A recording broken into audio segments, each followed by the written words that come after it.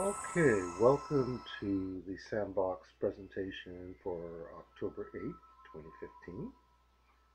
And tonight I'm going to look at something called filtering. It's title of this presentation is How We Filter Reality. And we're going to look specifically at something called icons and meta programs.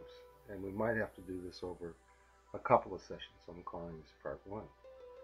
But before we do that, I'd like to take a look at what we discussed last week, just quickly. In last week's presentation, we looked at book one in terms of personal power, values, and beliefs. Then we took a peek at book two, which is in rewrite, and that deals mainly with mindsets, developing resourceful mindsets. And then in book three, we looked at a model of worldviews, just a way of looking at the way things have had a global impact, and discussed a model for evaluating. And then we ended the session with a timeline exercise. Okay, so in book one, I deal with personal self-development, personal power. And last week I focused on values and beliefs, but today I'm going to focus on something called icons and meta programs, which are part of our filtering. So what is an icon? And I know on your computer there's little icons. I'm not really talking about those. I'm talking about icons in terms of people that we may view as being significant. I just went online and I Googled a definition of icon, and I got something that went something like this: a person or a thing regarded as a representative symbol of something. And we could translate that definition into our sandbox speak, and it would read something like a person or a thing regarded as an internal representation of something, of meaning. And we all have had icons in our childhood, and those are the ones I'm interested in right now. And around our ages of like between 4 and 8, specifically around the age that we entered into the school system, around age 5, you probably had an icon or something or somebody, not necessarily a family member, although it could have been, but some entity. It could have been a fictional character, or it could have been someone in the movies, or a rock star, or whatever, that you spent a lot of time thinking about.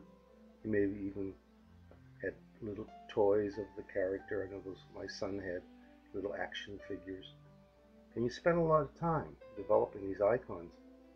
But one of the problems with icons is that we forget that we develop this admiration of an individual or thing, and then we forget that we've done that, but it stays active in our subconscious. So we have these images of icons, and what I'd like you to do is just think back to when you were a child, and what images did you identify with? And we're just going to hold that there and come back to it. I'm going to switch now and look at meta programs. And again, you can just go online and do a definition search for meta programs, and you'll get something like this. They are deep-rooted mental programs which automatically filter our existence. They define typical patterns of strategies or thinking styles. And again, we could convert this to sandbox speak, and we could say that meta programs are deeply rooted subconscious programs which run automatically and filter our reality. So this has been something that a lot of researchers have looked at, and they developed standardized tests that they've come up with scores of identifying these meta programs. And there's a whole variety of them. So here's one example of a questionnaire test to get at a meta program. So you see on the image there 3 boxes, and the question is, between the three boxes that are highlighted, are they all the same? Do you see them as all being the same? Or, number two, are they mostly the same, but there are some differences? And then the third option you could pick that best meets the way you see this, they're mostly different, and there are a few similarities. And the fourth option is, hey, they're all different. And then you could be number five, where you see similarities and differences in these boxes, but they're pretty much equal. Where do you stand in this? And so this is a meta program, and let's take a look at what it's trying to do. This meta program is called Sameness or Differences, and it's a continuum, it's a spectrum, and you could be anywhere on there. There are people that just look for differences, and then there are others that just look for, what's the same. Now you could picture this: if you're in a group and everyone in the group is looking for differences, and you're looking for things that are similar, you could imagine how the conversation would go. It would affect the way that you see the world, and it would be different from the group. So recognizing this is quite important. Let's look at another one. Here's a typical question you'd find on a questionnaire. At a social event, A, strike up conversations with others, or B, wait for others to speak to me. And I got a feeling you understand which meta program this is. It's the extrovert-introvert program, and people can range from degrees of being extremely extrovert to being extremely introvert. It's a scale. It's not a particular fixed thing. Well, let's do one more. Example 3 is, and this is a little bit trickier. How often does someone have to demonstrate competence to you before you are convinced? Here are the options. One time and that's it, you're done. More than one time, and if so, how many times? Over a period of time, say several days or weeks. In that case, how long? How many days or weeks? And number 4, they have to prove it to me every time. They have to show that they are competent before I will be convinced every time I see them. And then the fifth one is, I tend to give them the benefit of the doubt. Which one are you? Think about it for a second. Now let's look at this meta program. Again, it's a little bit more complicated. It's called the convincer. It's in 2 parts. The first part, part A, is people tend to want to receive information about what they're being convinced of in terms of their prime mode of thinking. So if you're a visual person, you want to see the facts. If you're an auditory person, you're going to want to hear it described. And if you're kinesthetic, you're going to want to get a good feeling about it. Now, if you look at this in terms of, say, buying a car, if you're looking for a car, you're going to want to see pictures of it. You're going to want to look inside. You're going to want to look around and get visual images of it before you're convinced. If you're an auditory person, you're going to want to talk to other people. You're going to want to hear rationale.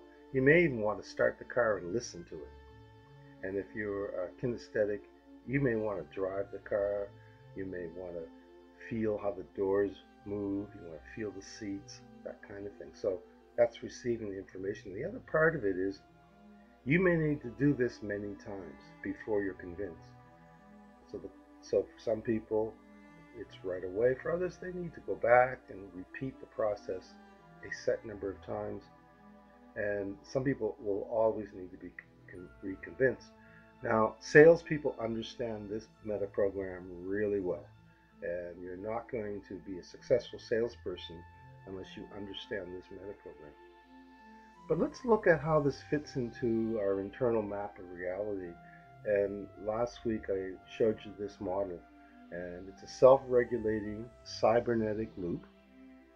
And you can see that at the top, our control is our values, what we think is important to us. And once we have those in place, we start developing beliefs about what we can do to satisfy those values. And those fall down into resourceful, related mental states and behaviors.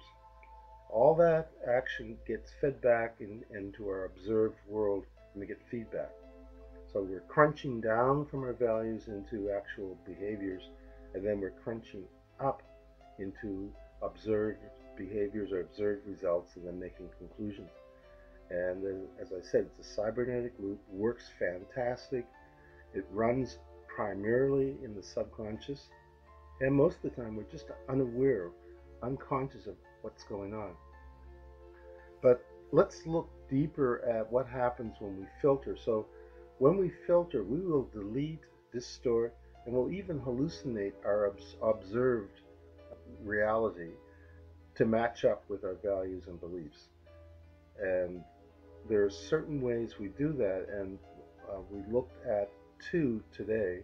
We looked at developing an iconic view of the world, seeing the world through the eyes of your icon. So when you're looking at the world through your icon, say it's Superwoman or Superman, you're going to have certain expectations, and you're going to have certain limitations. You may have some kryptonite that you have to avoid. And then meta programs, they are instantaneous. I had one person describe them as Polaroid lenses that you put on that instantly filter what you're seeing.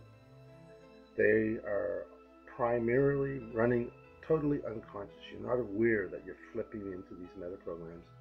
But again, these are a spectrum, they're a continuum, and you can learn to be anywhere on these continuums. And this is what we're going to look at. So when you're looking at modeling, and I introduced two levels of modeling, level 1 and level 2. And in level 1, where you're modeling an icon, you're emulating them.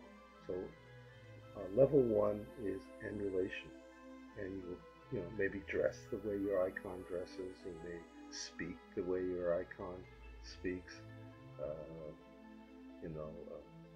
Think of some examples in the movies like John Wayne, the way he was behaving. People adopted that behavior. The meta programs are a little bit trickier, and they're more involved. You're actually transmitting meta programs between yourself and other people. Families do this, groups. You may have a group of people that when you meet with them, you have to adjust your meta programs. You may have to be more extrovert. You may have to do other things such as being more easily convinced when you're with the group. As opposed to other groups, you may have to be introvert when you're there. So you'll make adjustments based on what the group, your environment demands. Learning how to do this is the key. So let's look at some of the possible ways we can adjust our internal map consciously. So you can consciously observe yourself and others and start to get a feeling for what possible icons you're using as a worldview. So you could select new icons. I got little asterisks there. You do this with some thought. Don't just do this casually.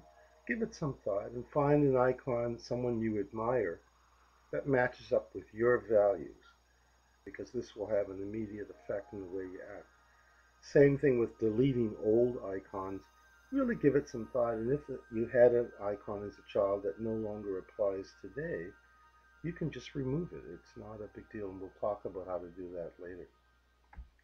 The other thing you could do is you can get a little bit more under the hood, and you can actually look at your meta programs and modify them. So here are three that we didn't talk about in the examples. One's called the associated and disassociated spectrum meta program.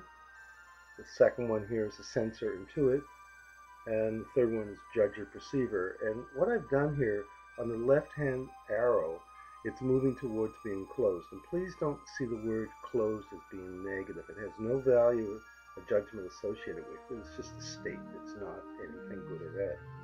So if you are highly associated, highly censored, and highly being in the judger state, you're someone who will have quick closure. You'll make decisions very quickly, and etc., etc. So the other extreme is if you're very open and receptive, You're disassociated. You're not reacting all the time to everything. You're kind of just pulled back. You're observing. If you're intuitive, you're going to take in the big picture. You're going to give yourself time to just sense what's happening and get a feel for it. And you're not going to want to come to quick decisions. And if you're being a perceiver versus a judger, again, you're going to want to be very open and just let things come in. Now, you can move up and down these scales individually or as a group. One great way of doing this is through the timeline, and we can discuss that later. So here's three examples of how you can use meta programs. I encourage you to go online, do some research, and look at it. There's about 20 or so meta programs that I've found, but there may be more. And look at them, talk about them, and we will do more discussion of filters in the next session. Well, that's it for tonight. I appreciate you taking the time to watch this little video on filtering, and in our session we'll do a little exercise. Again, thank you very much for attending.